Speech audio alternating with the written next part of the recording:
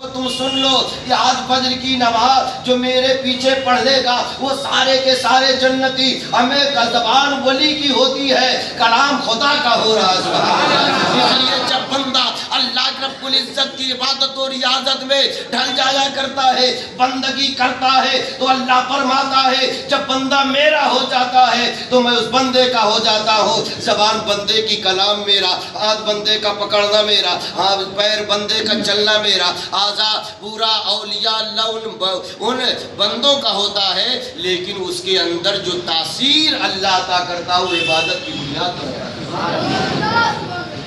غوث اعظم نے جب کہہ دیا تو آپ نے یہ بھی جملہ کہا، جو اس راز کو فاش کر دے گا وہ جہنمی ہو جائے گا۔ قربان جاؤ، آج ہم میں سے کوئی ایسا ہوتا تو اس راز کو ہم ظاہر نہ کرتے، بلکہ صبح آتے نماز پڑھ لیتے جو آتے آتے۔ لیکن معین الدین کی شفقت و مہربانی، ان کے اخلاق کا یہ عالم کہ مخلوق خدا سے کیسا پیار کر رہے ہیں، سبحان اللہ۔ اور اسی پیار کا نتیجہ ہے کہ ہندوستان کا بادشاہ میرے مصطفیٰ نے بنا دیا، سبحان اللہ۔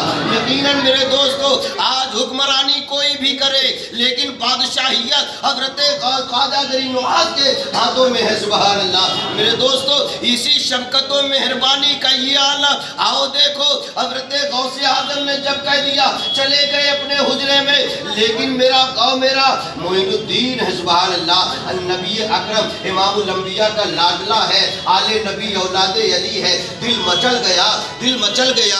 آپ نے سوچا اگر میں نے مخلوق خدا کو نہ بتایا تم غوث اعظم کا یہ فرمان کہ جو میرے پیچھے پڑھے گا جنتی، تو کیسے لوگوں کو میں بتاؤں؟ اگر نہیں بتاتا تو میرے دوستو میں اکیلے ہی تنہا جنت میں، مخلوق خدا رہ جائے گی۔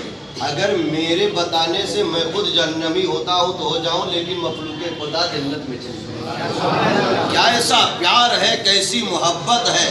اگر ہم میں کوئی راز کی بات ہوتی تو کوئی کسی سے ظاہر نہیں کرتا، لیکن واہ معین الدین، قربان جاؤ، آپ نے محسوس کر لیا کہ میں مخلوق خدا کو جنت میں ڈالوں گا، سبحان اللہ۔ ہر شخص کے دروازے پر جا جا کر کے دستک دیتے رہے، آوازیں بلند کرتے رہے، اے لوگو آج سونے کی جگہ، سونے کی رات نہیں ہے، آج تو جنت حاصل کرنے کی رات ہے۔ چلو بغداد کی سرزمین پر دمشق کی جامع مسجد میں حاضر ہو جاؤ۔ ارے جو فجر کی نماز غوث الاعظم کے پیچھے پڑھے گا وہ سب کے سب جنتی بن جائے گا۔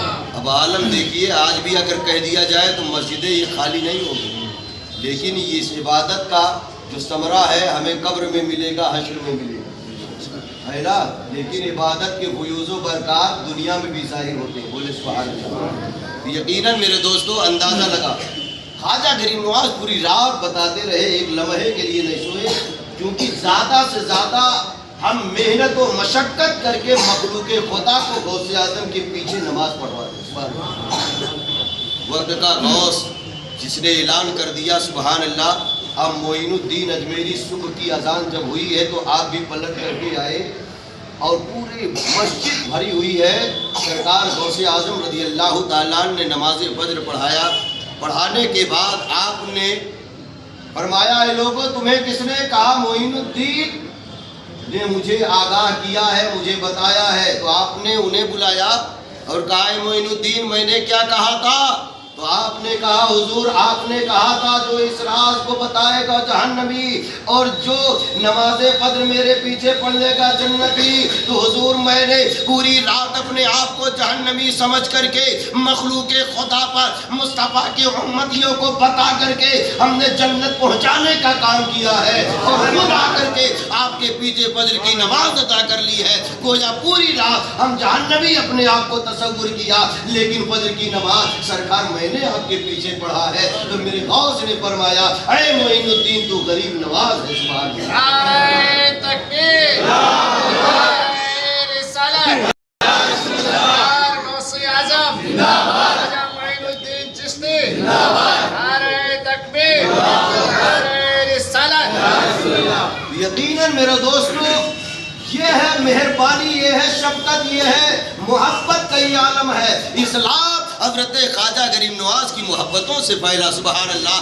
ورنہ جانتے ہیں جو پیشانیاں معبودوں کے سامنے جھک رہی ہوں، جو دل یاد الہی سے غافل رہا ہو، لیکن غوث حضرت معین الدین کی چلنے کو لوگوں نے دیکھا، آپ کے اخلاق کو لوگوں نے دیکھا، آپ کی سیرت کو لوگوں نے دیکھا، آپ کی عظمتوں کو لوگوں نے دیکھا، اور یہ عظمتیں اللہ رب العزت کس بنیاد پر عطا کرتا ہے؟ یہ رب کائنات کی جب عبادت بندہ کرتا ہے تو اس کی شہرت، اس کی عظمتیں لوگوں کی نگاہوں میں ہوتی چلی جاتی ہے۔ یقیناً میرے دوستوں بہت ساری